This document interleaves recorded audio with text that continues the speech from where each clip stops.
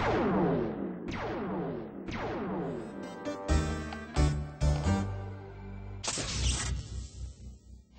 everybody! Hi, and welcome to the second episode of So That's How It Works. People use language to speak and write. This makes it the most important means of communication with other people.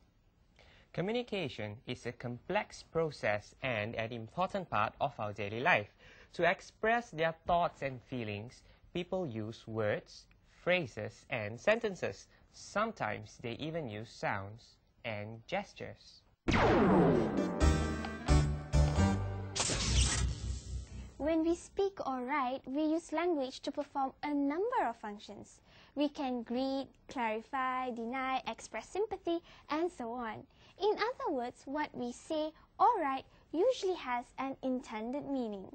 The forms or the words that we use to perform these functions can be in statements, questions, imperatives, or even exclamations. The forms or the words that we choose to perform a particular function will depend on the situation that we are in. So, there we have it then, forms and functions. Let's see how some of these language forms are used to perform language functions. Andy and Ganesh are playing catch in a garden and carrying on a conversation. Listen carefully to what they are saying and how they say it.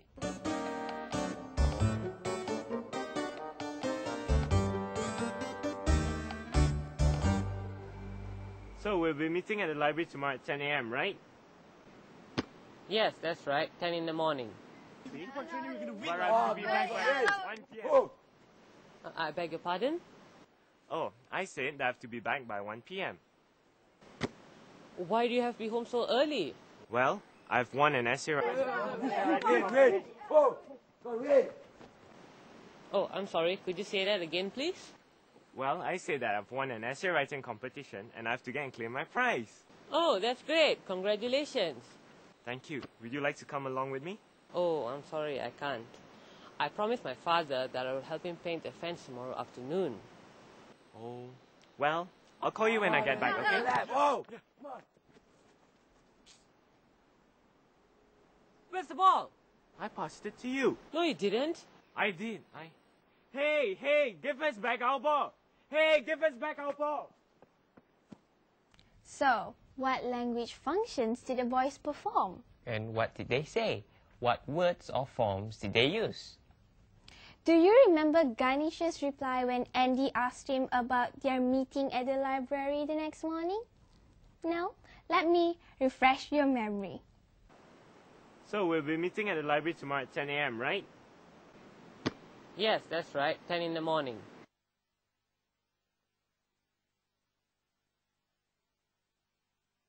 Well, Ganesh was confirming what Andy said. His function was to confirm, and he did it by saying, yes, that's right, 10 in the morning. To congratulate is a language function and it was used by one of the boys in the video that you just saw. Do you remember who congratulated whom and why? Well, it was Ganesh who congratulated Andy for winning the essay writing competition. He said, "Oh, that's great, congratulations." He used it in the form of an exclamation to perform the function of congratulating. Let's see how Andy responded when he was congratulated. He performed two language functions using two different forms. Oh, that's great. Congratulations. Thank you. Would you like to come along with me? Okay, so what were the two functions? Here's the answer. Andy responded with an exclamation. Thank you. He was thanking Ganesh. Andy went on to perform the function of inviting. He used a question, would you like to come with me, to invite Ganesh to go along with him. Okay, we've had these examples of language functions so far. To confirm, to congratulate, to thank, and to invite. Let's take a look at another language function from the Now You See, Now You Don't video before we move on to the next segment. Well, when Andy passed the ball to Ganesh for the last time, poof, it disappeared. This is what they said to each other. Where's the ball? I passed it to you. No, you didn't. So Jason, what was Ganesh trying to do when he said, "No, you didn't"? Well, he denied receiving the ball from Andy. His function was to deny, and he did it using the form of a statement. Don't go away. We'll be right back with the next segment.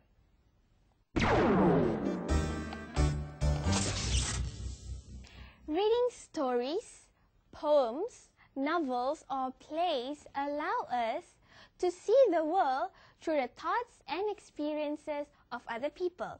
What do you think, Jason? I can't argue with that, Yasmin. Reading good literature helps us to explore our unique human qualities across cultural and geographical boundaries. It's a celebration of life across the globe. So, what are we going to look at today, Yasmin? Well, Jason, it's The Phantom of the Opera. It was written by a Frenchman named Gaston Leroux in 1911. It's a somewhat scary, bitter, sweet story of love, jealousy, and the ultimate sacrifice, giving up the one you love. And... Okay, Yasmin, that's enough. Well, let's join our friends Mingwei, Aiman, and Ramu as they experience the Phantom of the Opera in their own special way.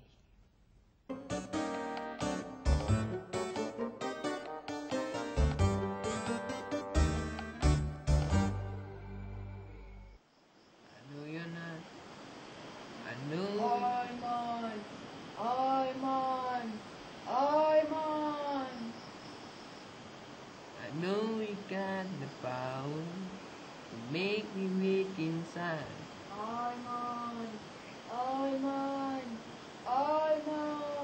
Wait, I think I just heard a ghost. Ghost? Ghosts don't exist. They don't?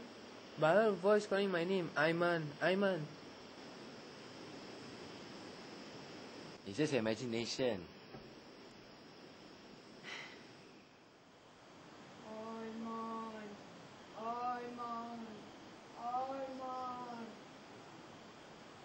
Now do you believe me? I told you it was a ghost.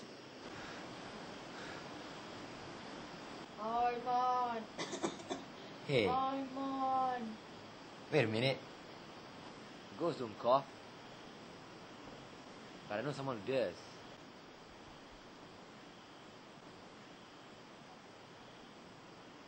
Ayo, aduh ya Mak. Here's a ghost. Oh, Ramu, that's horrible of you. I'm sorry, I didn't plan to scare you, but when I heard you singing, I remembered the Phantom of the Opera. Of course, Christine, the opera singer, sings 1,000 times better than you. Oh yes, the Phantom of the Opera. Ramu, the Phantom wasn't really a phantom, was he? He was just a very ugly-looking man who wore a mask to cover his ugly face. You make a very good phantom, Ramu, and you don't even need a mask. And Ramu, one more thing. The phantom died in the end, so you better watch out. Well, after this, you'll never forget the Phantom of the Opera. You know what? I like that story. It's actually quite romantic. Romantic? Yeah. No, seriously. It's all about love and pity. Christine pitied the Phantom, and she was grateful to him for teaching her how to sing well. She became famous because of him, you know. Yes, poor phantom. Nobody loved him. Even his own mother didn't love him. Imagine how he must have felt. That's why he had so much of anger inside of him. He wanted to kill Raoul, remember? Raoul? Oh yes, Raoul. The man who loved Christine. The Phantom was jealous of him, but he didn't kill him in the end. That is because he was so touched by Christine's kindness that he let Raoul and her live happily ever after. And then he died. Poor thing. Ramu! Oh no, it's a real ghost this time. Ghost my foot. That's my mom calling me home for dinner. I've got to go. Bye.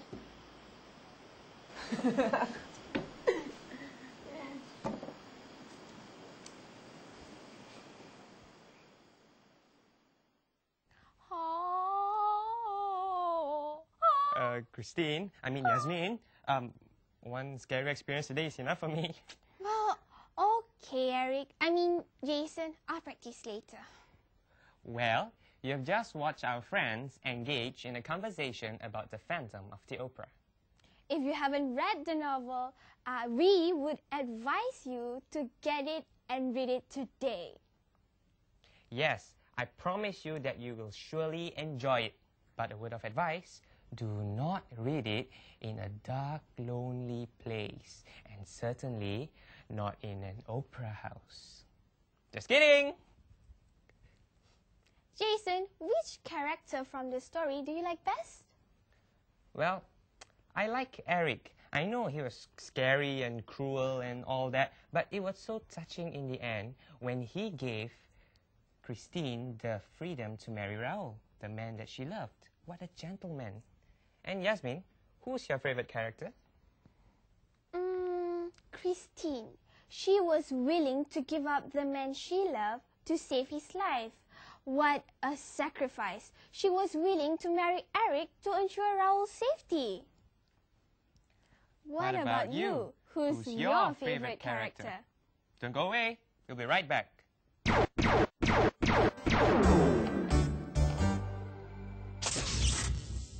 Welcome back to Oops, our third segment on So That's How It Works. Oops is about the common mistake in the English language, something that all of us are guilty of. Sometimes we make mistakes when we speak and write because we do not fully understand how the English language system works. We make mistakes in spelling, in grammar, and in getting our meaning across. Let's watch the scene which involves Farhan and Andy. Jason, who gets his language all mixed up in the sketch? Farhan, so watch out his mistakes.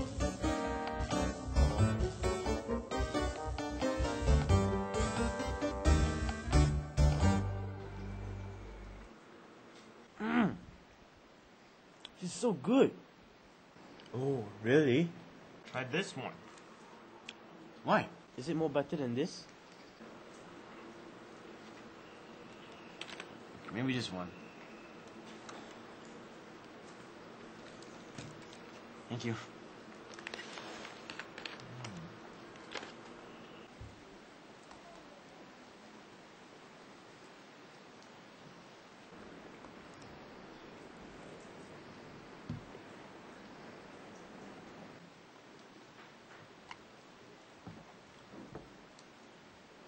It's raining, huh? Yep. I'm so bored. Why don't we go to the supermarket? That's a good idea. I would love to buy some biscuits. And I want to buy the most biggest bottle of my favorite drink. Come, let's go. Come. Okay. Don't forget your biscuits.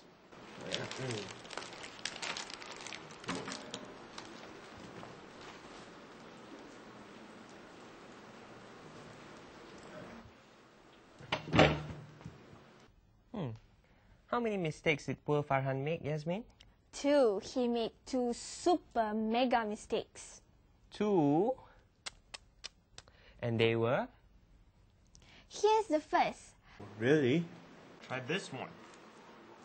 Why? Is it more better than this?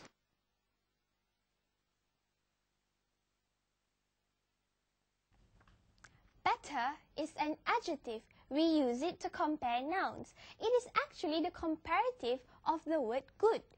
Good, better, best. So since it's already in the comparative form, we do not need to use the word more. We just say better, not more better. Okay?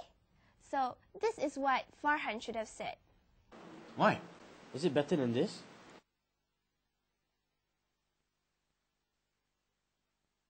Okay, Yasmin. I'll do the next one. Right. Here's Farhan's second mistake.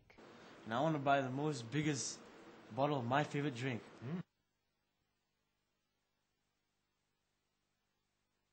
Farhan used the word most incorrectly. When we use the est form of an adjective to compare something, we should not put the word most before it. We say biggest, not most biggest. We say tallest, not most tallest, and we say greatest, not most greatest. Got it? So here's what Farhan should have said. And I want to buy the biggest bottle of my favorite drink. Well, make sure you know when to use the words more and most. If you're not sure, look it up in a good grammar book or ask your teacher. We'll be right back with the next segment. Don't go away.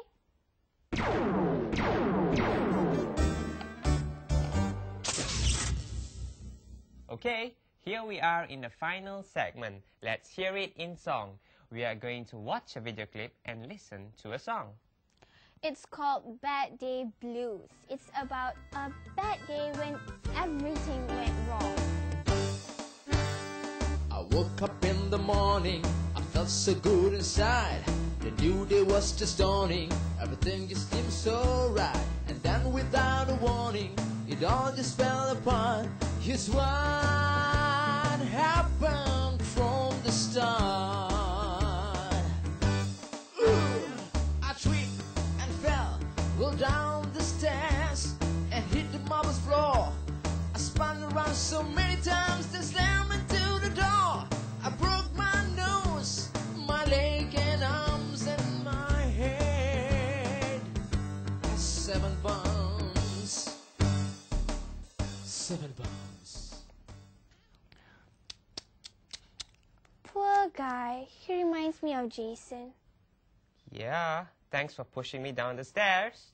Anyway, let's take a look at the grammar in the lyrics of the song. All yours, Yasmin. The song you heard just now was written in the simple past tense. We use the simple past tense to talk about actions that have been completed before the present time. We can recognize simple past tense by looking at the verb and the time mentioned. Jason? The song starts with, I woke up in the morning. Since woke is the past tense form of the verb wake, you can expect the rest of the lyrics to also be in the past tense. Here are some of the main verbs from the songs that are in the simple past tense. Fell, happen, tripped, rolled, hit, spun, slammed, and broke.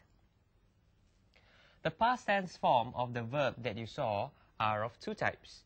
Regular verbs that end in ed, or irregular verbs that either change their spellings or remain unchanged. So Yasmin, would you like to give some examples? Sure, Jason. No problem. Happen, trip, and slam are examples of regular verbs with an ed ending. Felt, spun, and broke are irregular verbs which change their spelling when we use them in the past tense. The verb hits is an example of an irregular verb that remains in its original form even though it is in the past tense. Enough of grammar. Let's listen to the song again, but this time you sing along with us, okay? And watch out for all the regular and irregular verbs in the simple past tense. Here goes. I woke up in the morning, I felt so good inside. The new day was just dawning, everything just seemed so right. And then without a warning, it all just fell apart. Here's what happened from the start. I tripped and fell, rolled down the stairs and hit the marble floor. I spun around so many times, then slammed into the door. I broke my nose, my leg and arms and my head. 7 bones. Well, we have come to the end of the second series of So That's How It Works. We hope that you had fun learning grammar with us. So, put your grammar into gear and we'll see you again on So That's How It Works. Bye!